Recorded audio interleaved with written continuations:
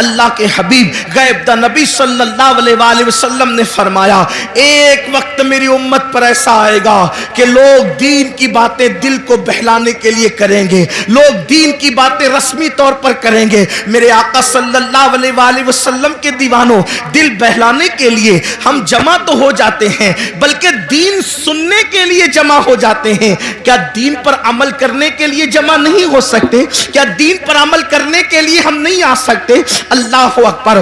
آج اگر میرے جوان سے کہا جائے کہ میرے بھائی چل نماز پڑھ تو بہت آسانی کے ساتھ لوگ کہہ دیتے ہیں مولانا ٹائم نہیں ملتا، مولانا وقت نہیں ملتا۔ میرے بھائی یاد رکھنا، تجھے کس نے کہا کہ وقت ملے تو نماز پڑھ؟ نہیں نہیں، قرآن کہتا ہے ان الصلاۃ کانت علی المؤمنین کتابا موقوتا، کہ مومنوں پر مقررہ وقت کی پابندی کے ساتھ نماز فرض ہے، یعنی وقت ملے تو نماز نہیں، پہلے نماز پڑھو پھر وقت ملے تو دوسرے کام کرو۔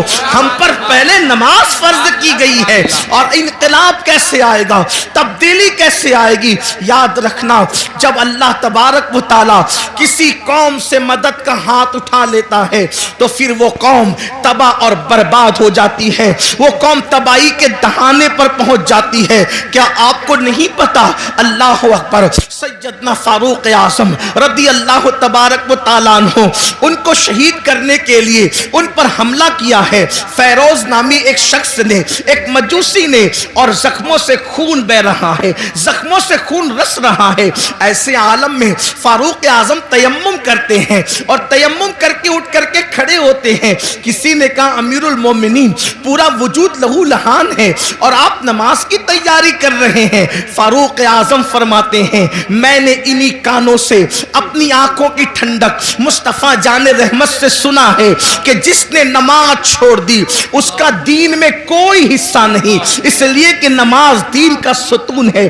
آپ مجھے بتائیں نا، آج اللہ اکبر، اگر آپ کے گھروں سے دھواں اٹھ رہا ہے، اگر آپ کے گھروں کو جلایا جا رہا ہے یا تمہیں گھر سے بے گھر کیا جا رہا ہے تو تھوڑی دیر تصور تو کرو، جو قوم اللہ کے گھر کو ویران کر دے کیا اس قوم کے گھروں کو ویران نہیں کیا جائے گا؟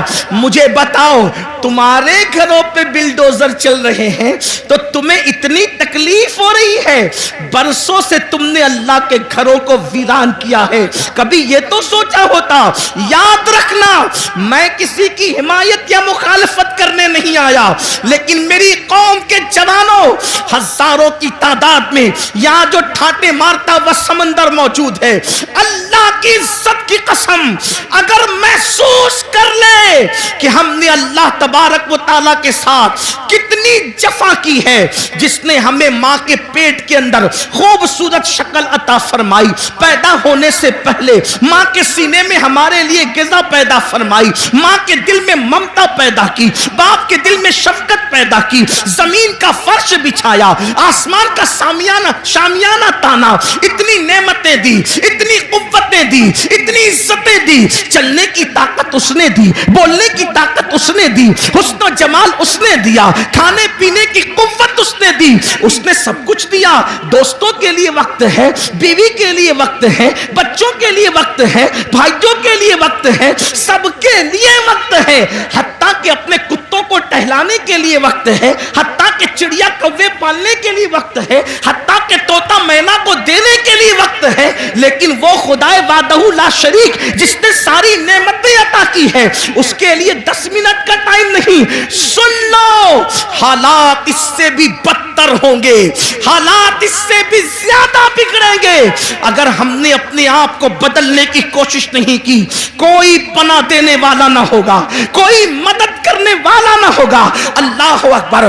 فرمایا گیا جب مسجدیں تعمیر کی جاتی ہے، جب مسجدیں بنائی جاتی ہے اور اس میں نماز ادا کرنے کے لیے لوگ نہیں آتے تو رات کی تاریکی میں مسجد اللہ کی بارگاہ میں عرض کرتی ہے مولا جس نے مجھے ویران کیا تو ان کے گھروں کو ویران کر دے۔ ہمارے گھر ویران کیوں نہیں ہوں گے؟ ہمارے گھروں سے آگ کے دھوئیں کیوں نہیں نکلیں گے؟ ہمارے گھروں کو زمین بوس کیوں نہیں کیا جائے گا؟ اس لیے کہ ہم نے برسوں سے اللہ کے گھروں کو ویران کر دیا. جمعہ کی 2 رکعت کے سوا ہمارے نامہ اعمال میں ہے کیا؟ ایک جمعہ کی 2 رکعت. مسلمانوں کی 95% آبادی نماز کے لیے نہیں. رمضان المبارک کا حال یہ ہے، تراویح سے لوگ غائب. اتنی رکعتیں مولانا کیسے پڑھیں گے؟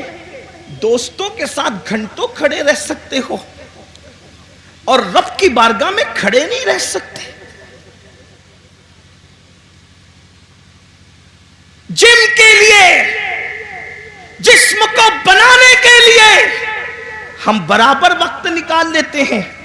میں اپنے جوانوں سے کہتا ہوں بالکل جم کرو، وقت نکالو، لیکن یہ بھی کہتا ہوں جسم بنانا ہے تو جم جاؤ، اور اگر قبر کے کیڑوں سے جسم کو بچانا ہے تو مسجد میں آؤ. سبحان اللہ سبحان اللہ.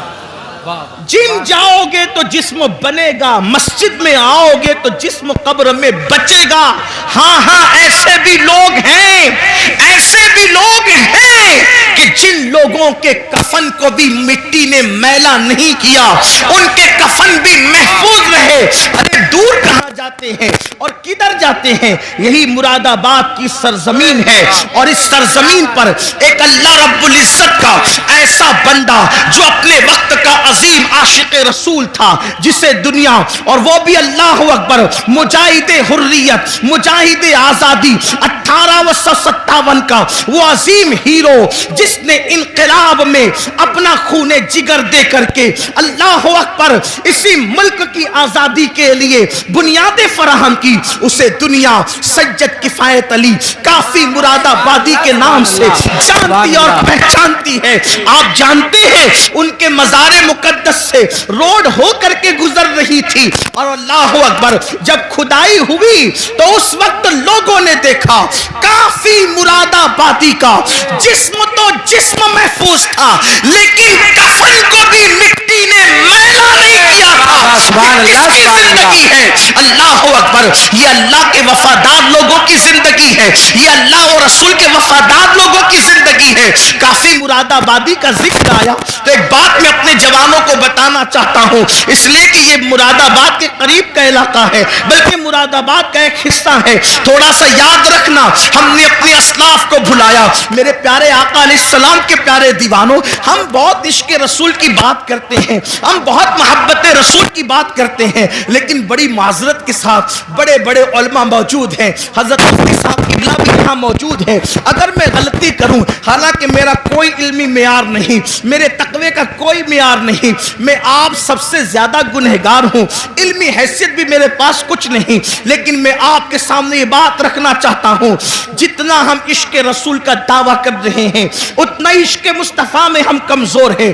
یاد رکھنا، جس دن مسلمان سچا عاشق رسول بن جائے، ہم نعرے والے عاشق بنے، ہم کھچڑے اور شربت والے عاشق بنے، ہم بریانی والے عاشق بنے، لیکن ہم نے سچے عشق رسول کی طرف کبھی قدم نہیں بڑھایا. بڑی معذرت کے ساتھ آج لبیک یا رسول اللہ کے نعرے تو بہت لگ رہے ہیں، مجھے اس نعرے سے کوئی اختلاف نہیں، مجھے بہت اچھا لگتا ہے جب کوئی لبیک یا رسول اللہ کہتا ہے. کبھی سوچا لبیک یا رسول اللہ کا مطلب یا رسول اللہ میں حاضر ہوں؟ حضور کہہ رہے ہیں نماز کے لیے آ، کیا کبھی کہا یا رسول اللہ میں حاضر ہوں؟ حضور بلا رہے نماز کے لیے آ، وہاں سے تو غیر حاضر ہے. حضور فرما رہے اپنے چہرے پہ داڑھی سجا، وہاں سے غیر حاضر ہے. حضور فرما رہے ماں باپ کے حقوق ادا کر، وہاں سے تو غیر حاضر ہے. حضور فرما رہے ہیں اپنے بھائیوں کے حقوق ادا کر، وہاں سے تو غیر حاضر ہے. حضور صلہ رحمی کے لیے فرما رہے ہیں، وہاں سے تو غیر حاضر ہے. حضور بیوی کے ساتھ اس نے سلوک فرما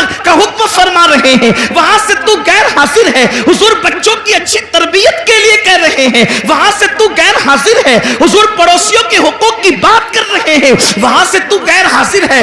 پھر کس منہ سے تو لبیک یا رسول اللہ کا نعرہ لگا رہا ہے؟